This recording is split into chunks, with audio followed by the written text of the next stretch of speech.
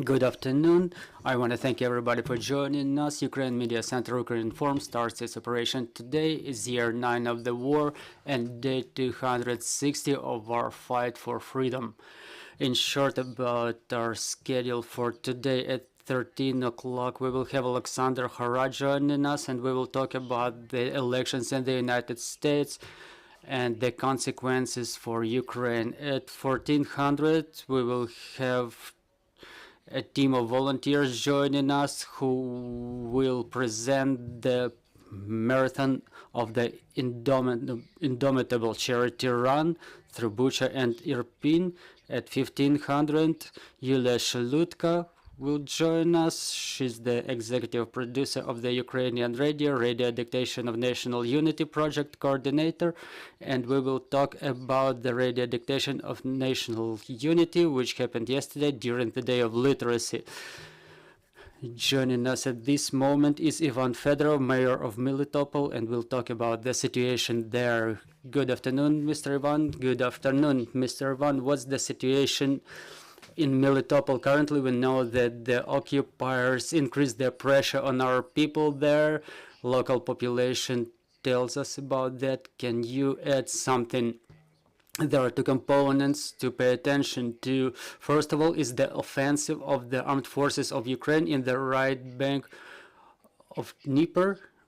Obviously, all the mass media talk about this, and it's discussed en masse in the occupied Melitopol. And we think that the same will happen to occupied city and the occupied Zaporizhia region in general. And then another component is the resistance of our population, of people who live in the occupied territories. For example, in the middle of the city, young people remove the Russian flag, or they burned the headquarters of the Russians in the center of Melitopol. So this is the resistance that our local population shows, the active part of the local population shows during the 9 months of the war.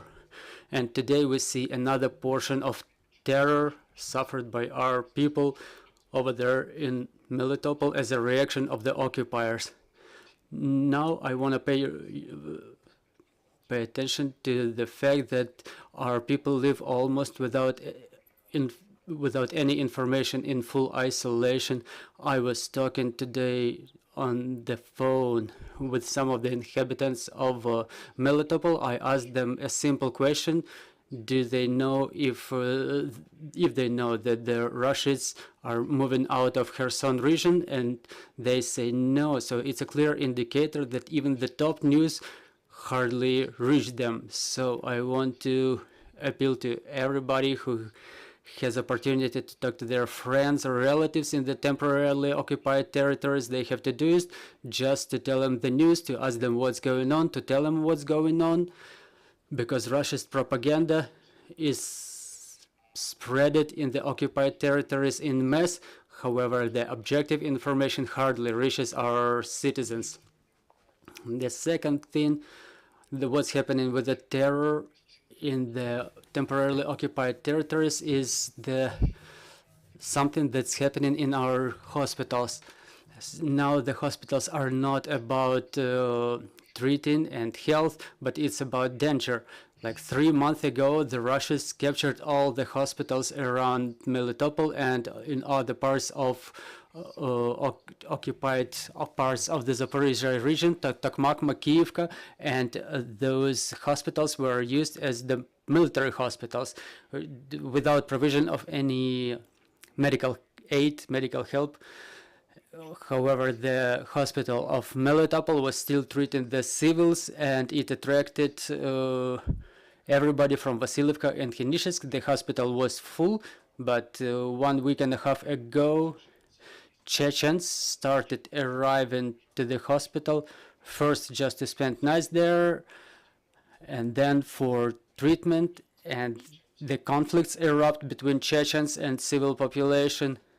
2 days ago, a Chechen in a condition of narcotic intoxication shot a civil person in the face, but thankfully the civil person was treated, and Russians currently understand that they're not for long there. Everything looks like maraudery and terror, and they divide the spheres of influence between themselves, starting from agriculture. Like they move out the grain, they steal the grain, they capture and curate the gas stations. They continue they continue by just redistributing businesses between the so-called businessmen from the so-called Donetsk People's Republic. So there is mass maraudery in our territory. As to the critical infrastructure, you said there is some connection, there is some communication. What's going on with the gas supply, with water supply, with internet in Melitopol? What's the situation? As to the cell communication, it's still in place, but and internet as well, but it's cut to the Russian. Only thanks to you using VPN, our people have opportunity to see the Ukrainian mass media, to read the Ukrainian mass media. It's pretty complicated. But Russians, they can just stop people in the street and check their phones, their messengers, and punish them for having any Ukrainian content in there. As to the utility services, the biggest problem today is the power supply. Because Zaporizhzhia nuclear power plant is off, and the power supply of our territories is provided through temporarily occupied Crimea. The power supply is not enough, so there are constant breakdowns. But in other parts of utility services, the situation is pretty stable.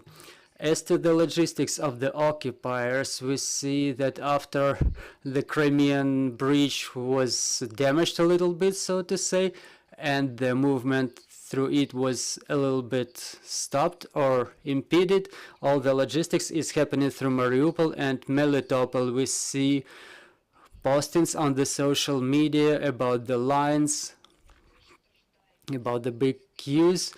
Does Melitopol suffer due to these logistic complications? Unfortunately, now Melitopol is the logistics center for the enemy, and and they also use it as administrative center. They turned it into a complete ruin. But logistics today looks as follows. For the last 3 days, the Crimean bridge is closed for some repair works, and no civil transport is going through. If they had only one line for it previously, now there is no movement at all. The Russians, they tried to create the logistics via railroad, but then thanks to our resistance forces and our armed forces, a few bridges were destroyed as well. The railway logistics was broken down too. And today, automobile transport is going on a regular basis through Melitopol, and around Melitopol we will see hundreds of automobiles going through the city in the direction of Kherson and Zaporizhzhia front line as well. I have to also emphasize that today in Melitopol, Russians occupied a number of industry enterprises which they use for construction of the fortifications for their defense lines. They unfortunately destroy our irrigation channels, and they use the plates, the tiles from the channels for their fortifications, thus trying to keep the defense line around the occupied Melitopol. Mr. Roman, what's the situation in Vasilievka, and is the exit to the controlled territory for the civil population available for the people? There is no line in Vasilievka, not due to the absence of those who wish to leave, but because they don't have much opportunity to live. In order to leave Vasilivka today, you need to submit an application and to receive special permit for that. In Melitopol, just to get registered to submit this application, you have to wait for 1 month. As of today, the next opportunity to register is for the middle of December. Our citizens also use this opportunity to submit the applications in other cities other than Melitopol, because the queue is shorter there. Last weeks, we know that Russians, they process those applications and they take the decision either to provide the permit or not.